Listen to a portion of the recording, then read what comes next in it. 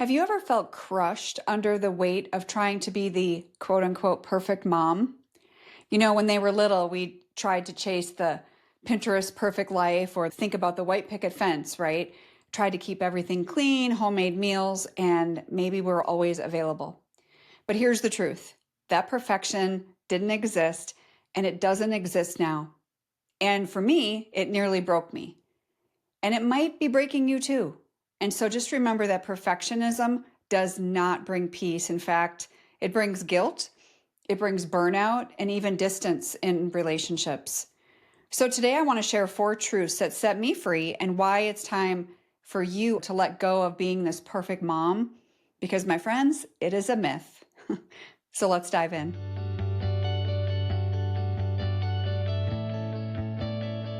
First off, perfectionism is a trap. I think we could almost all agree to that.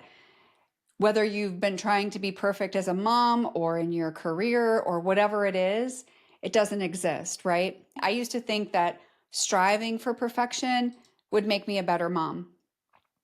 I just worked hard, I gave more, I controlled every detail because, I thought that was my job. Then maybe my kids would feel secure after going through a divorce. Maybe I wouldn't feel so inadequate. But instead, this perfection fueled anxiety and guilt and burnout for me. I'll be honest, I even tried to be both mom and dad. Any of you who've gone through a divorce might have tried the same. I thought if I could just carry it all, maybe everything would turn out okay. And guess what? I can't be dad, and neither can you. And we also can't be God. So trying to hold these roles that were never ours to carry will crush us. And it doesn't serve our kids either. Here's the thing. Yes, I made mistakes. You made mistakes. Who hasn't? But chasing this perfection to cover up the past doesn't heal anything. It's just going to steal your joy in the present. Do you ever feel like you're carrying roles that you were never meant to carry? I would love to hear how this resonates with you. Drop us a comment. You hear a lot about it being dad or even the Lord, Holy Spirit, but sometimes maybe even grandma. So number 2 is the cost of mom guilt, the dreaded mom guilt. Now, let's be honest, every mom goes through mom guilt to a certain degree, especially when you bring them home when it's a newborn and you're trying so hard, right? That is relentless. But I can't tell you how many nights I would lay awake replaying mistakes, words I wish I could take back, or moments I wish I could redo, or I should have been more present. But guilt never made me a better mom. It left me exhausted.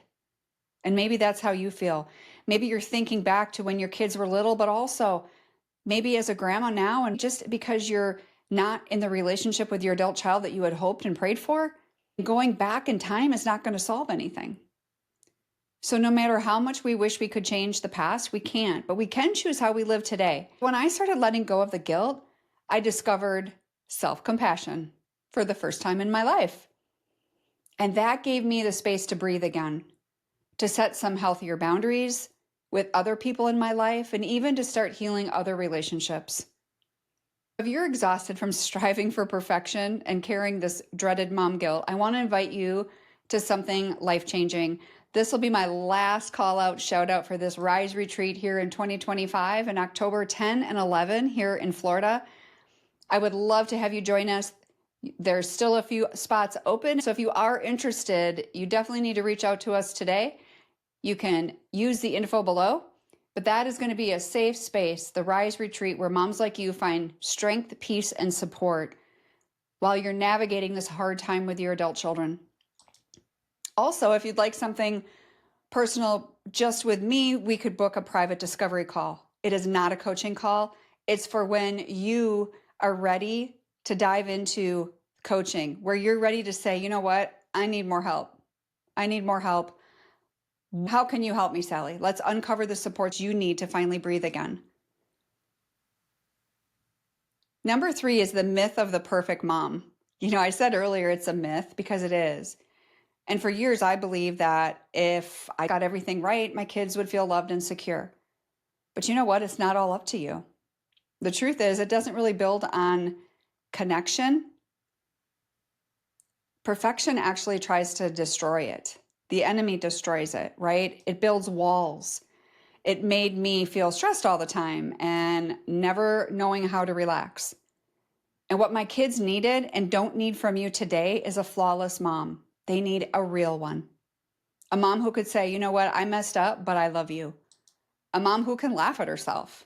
Lord knows I do that a lot. A mom who could apologize when she gets it wrong. And I do that too. None of us have done this perfectly. No one. Authenticity, not perfection, is what we're looking for here. This is what creates the connection, the closeness, the trust, building back that trust.